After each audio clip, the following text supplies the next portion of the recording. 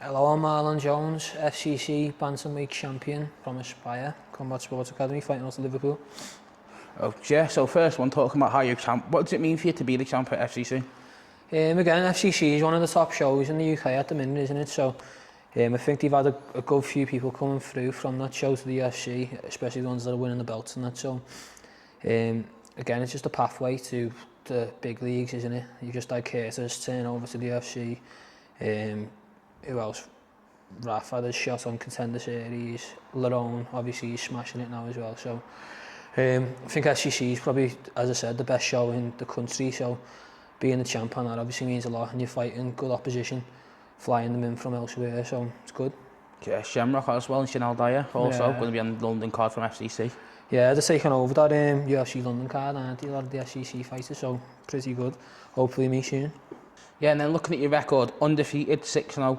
What's your secret behind that? Again, just working hard, innit?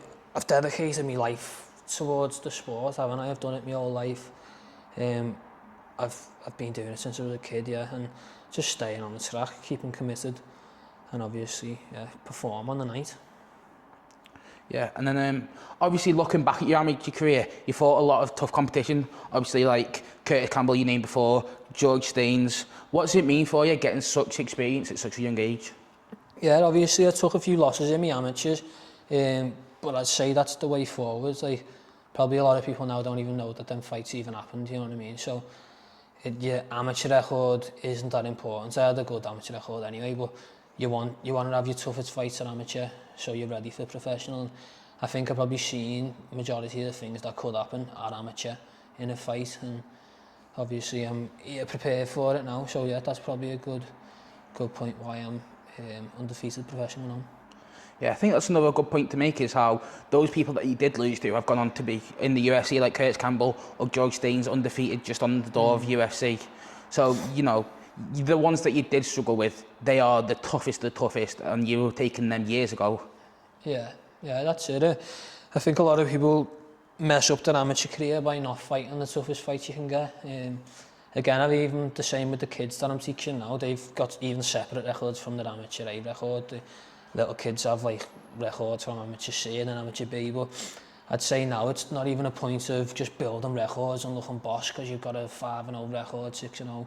It's just about getting the best fights you can have. And then obviously when you turn professional, it is a bit more important to build your record and not take them losses. But again, as long as that you've been through it and you've had the opportunity, you had the tough fights, you should be prepared for it by now. So yeah. And obviously you started your martial arts journey nearly a decade ago now. I was wondering, what's changed for you the most in that time, do you reckon?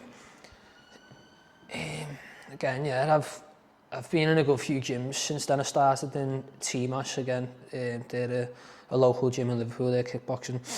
And obviously I progressed through with Phil Turner, who's the head coach now. I was training in both gyms for a while, and you know what, it is crazy the amount of like fight teams that we've seen like come and go. We've got different fight teams now than a few years ago, but again, as you said, I've trained for over a decade now, and I've been around for it all. So yeah, you learn a lot as well. Like I used to love having a little straightener in the sparring when I was a kid, but you need to be smart, don't you? That's probably a big thing now.